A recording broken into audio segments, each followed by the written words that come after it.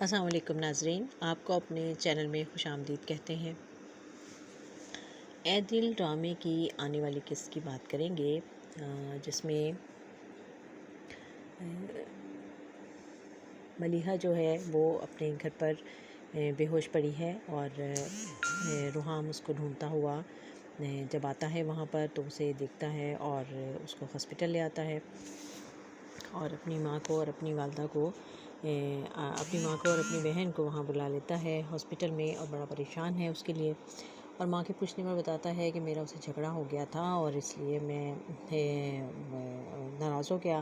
اور میں واپس گھر آ گیا، اور وہ ادھر اپنے گھر چلی گئی، اپنی والدہ کے گھر، اور پھر میں جب اس کو لینے گیا تو وہ بے ہوش پڑی تھی۔ اور پھر دکھایا جائے گا اگلی قسط میں کہ ملیحہ جو ہے جب اس کو یہ پتہ چلتا ہے کہ اس کے ہاں اولاد ہونے والی ہے تو وہ کہتی ہے کہ جس گھر میں میرا رہنا پسند نہیں کیا جاتا وہاں میری اولاد کو کیسے جگہ ملے گی۔ تو روحام کہتا ہے کہ تم کیسی باتیں کر رہی ہو، یہ ہماری اولاد ہے اور تم ایسا کیسے سوچ سکتی ہو۔ تو وہ کہتی ہے کہ آپ کے رویے نے مجھے یہ سوچنے پر مجبور کر دیا ہے۔ اور دوسری طرف کبیر جو ہے وہ ثنا کے جو والد ہیں وہ اپنی بیوی سے کہتے ہیں کہ جب انسان پر برا وقت آتا ہے تو اس کے کیے ہوئے فیصلے اس کے خلاف ہو جاتے ہیں، اور وہ اتنا زیادہ ڈپریس ہیں اور اثر لیتے ہیں وہ اپنے بزنس کا کہ ان کو ہارٹ اٹیک ہو جاتا ہے۔ اور کبیر جو ہے وہ یہ اطلاع جب ثنا کو دیتا ہے اور اس کو بتاتا ہے کہ تمہارے باپ کو بزنس میں لاس ہو گیا تھا، تو وہ پریشان ہو جاتی ہے، کہتی ہے کہ کیا ہوا ہے بابا کو؟ تو وہ کہتا ہے کہ انہیں ہارٹ اٹیک ہوا ہے۔ اور اس قسم میں ہم نے دیکھا کہ جب ملیحہ اور روحام کے درمیان میں کچھ اختلافات چل رہے ہیں، اور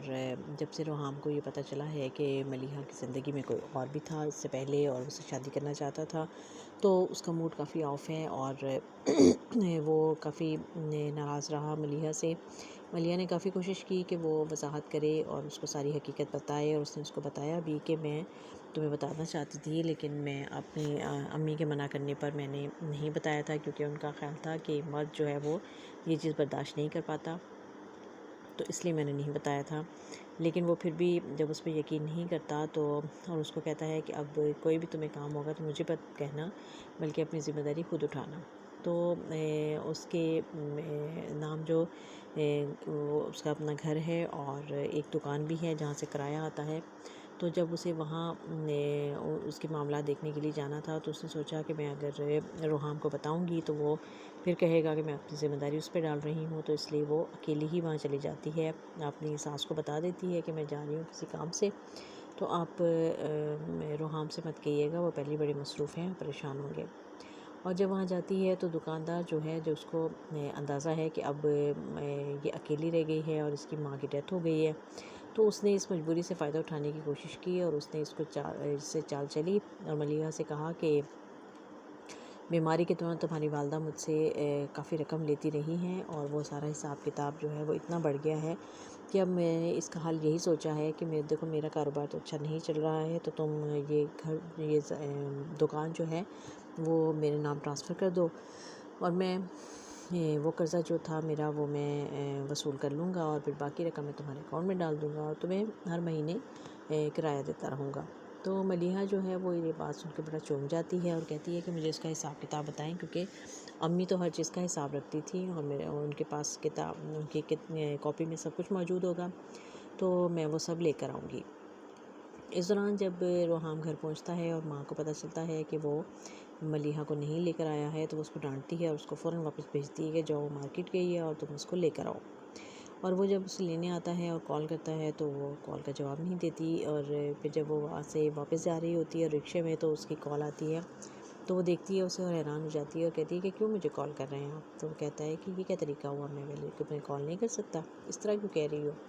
اور اس طرح سے ان کے درمیان میں پھر اختلاف چل جاتا ہے، وہ اسے کہتا ہے کہ میں تمہیں لینے آیا ہوں، مارکیٹ کے باہر کھڑا ہوں، تو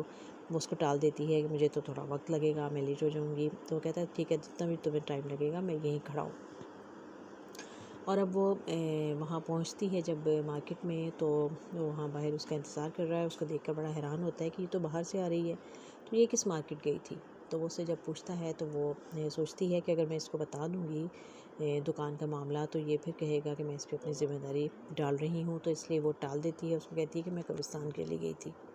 وہ اس کو دیکھ کر سمجھ جاتا ہے کہ یہ جھوٹ بول رہی ہے، اور کہتا بھی ہے کہ تمہاری آنکھیں، تمہارا چہرہ جو ہے تمہاری بات کا ساتھ نہیں دے رہا ہے، تم کچھ اور کہہ رہی ہو۔ تو اس پہ وہ ناراض ہو جاتی ہے، اور پھر جب بار بار کال آتی ہے اور وہ کال کاٹ دیتی ہے اور بات نہیں کرتی، تو اس کو مزید شک ہوتا ہے، اور وہ اسے بار بار پوچھتا ہے کہ کس کی کال ہے جو تم اگنور کر رہی ہو۔ تو وہ فون ہی اس کے ہاتھ میں دے دیتی ہے اور کہتی ہے کہ آپ کو میری بات پہ یقین تو آئے گا نہیں، آپ خود ہی دیکھ لیجیے گا، اور پھر وہاں سے چلی جاتی ہے۔ جب روحان گھر پہنچتا ہے تو وہ سمجھتا ہے کہ ملیحہ گھر آ چکی ہوگی، لیکن جب ماں بتاتی ہے کہ ملیحہ تو گھر نہیں آئی ہے، تو وہ بڑا حیران اور پریشان بھی ہو جاتا ہے کہ وہ کہاں گئی ہے، اور پھر وہ جاتا ہے اور اس کے گھر چلا جاتا ہے۔ اس کو پتہ ہے کہ وہ اپنی ماں کے ہی گھر ہوگی، لیکن وہاں پر وہ دیکھتا ہے کہ وہ بے ہوش پڑی ہے، اور وہ اس کو لے کر ہاسپٹل جاتا ہے، اور اپنی ماں کو بھی اطلاع دیتا ہے کہ ملیحہ اس طرح سے بے ہوش ہو گئی ہے، تو آپ پلیز ہاسپٹل آ جائیں۔ اور اب یہ معاملات جو ہیں وہ اسی طرح آگے بڑھ رہے ہیں۔ دوسری طرف ثنا اور کبیر کا معاملہ بھی ہے کہ وہ بھی اس سے اچھے طریقے سے بات نہیں کرتا، ناراض ہے، اور جب وہ آ کر دیکھتا ہے کہ وہ بیڈ روم میں سو رہی ہے تو اس کو اور غصہ آتا ہے، اور اس کے اوپر پانی ڈال دیتا ہے بلکہ، اور اسے کہتا ہے کہ تم یہاں کس کی اجازت سے آئی ہو اس کمرے میں؟ تو وہ کہتی ہے کہ مجھے پھپھو نے کہا تھا۔ پھپھو آ جاتی ہیں اور وہ کہتی ہیں کہ میں نے، تو وہ پھپھو سے بھی بڑی بدتمیزی کرتا ہے اور کہتا ہے کہ آپ کو کس نے حق دیا ہے کہ آپ یہاں آئیں؟ تو اس پہ پھپھو بھی پھر آگے سے اسے کہتی ہیں کہ یہ گھر میرا بھی ہے، اور اس میں اور گھر میں کاروبار میں سب میں میرا بھی حصہ ہے، کیونکہ یہ سب میرے باپ کی کمائی ہے، اور تم ایسا کچھ بھی نہیں کر سکتے، کیونکہ یہ لڑکی میری ذمہ داری ہے اور میں اس کو لے کر آئی تھی، یہ اس کمرے سے، اس گھر سے نہیں جائے گی، اگر تمہیں جانا ہے تو وہ تم جاؤ گے یہاں سے۔ اور کبیر جو ہے وہ اور زیادہ ناراض ہو جاتا ہے ثنا سے۔ اب ثنا جو ہے وہ بار بار اسے التجا کرتی ہے کہ میں تو معاملہ صحیح کرنا چاہتی ہوں، میں چاہتی ہوں کہ ہم صحیح طریقے سے اپنی زندگی گزاریں، لیکن وہ عجیب ہی ذہن کا آدمی ہے اور وہ اس کو سمجھنے کو تیار نہیں ہے۔ اور اسی طرح سے دوسری طرف معید ہے جو کہ ملیحہ کی محبت میں پاگل ہے اور اس کو تلاش کر رہا ہے، اور جب اس کو شادی کا پتہ چلا ہے تو وہ اور زیادہ دکھی ہو گیا ہے۔ ماں اور بہنیں اس کو سمجھانے کی کوشش کرتی ہیں، لیکن وہ کچھ سمجھنے کو تیار نہیں ہے، اور اس کی بڑی بہن نے ایک نئی چال چلی کہ اس نے اپنے سسرال میں اس کے رشتے کی بات چلا دی، اور جب آ کر اسے بات کی تو اس نے صاف منع کر دیا کہ میں تو ایسا کر ہی نہیں سکتا، میں تو ملیحہ کے علاوہ کسی کا تصور نہیں کر سکتا۔ اب وہ بڑی پریشان ہے کہ جی میرے تو ناک کٹ جائے گی، مجھے تو بڑی انسلٹ ہو جائے گی۔ تو ماں اس کو سمجھاتی ہے کہ تمہیں یہ بات پہلے معید سے کرنا چاہیے تھی، اس سے پہلے پوچھنا چاہیے تھا، تم نے کیوں وہاں رشتے کی بات چلا دی؟ اس نے کہا کہ میں نے تو سوچا کہ میں بڑی بہن ہوں اور وہ میری بات مان لے گا، لیکن وہ تو کچھ سننے کو تیار ہی نہیں ہے۔ اور اس طرح سے جو مسائل ہیں وہ چل رہے ہیں، سب اپسیٹ ہیں اپنی اپنی جگہ پر۔ تو اب دیکھنا یہ ہے کہ ملیحہ کی طبیعت جو کہ بگڑ گئی ہے اور وہ ہاسپٹل میں ہے، تو کیا یہ چیزیں جو ہیں وہ آہستہ آہستہ ان دونوں کے رشتے میں قریب لائیں گی، یا مزید دوریاں ہوتی چلی جائیں گی؟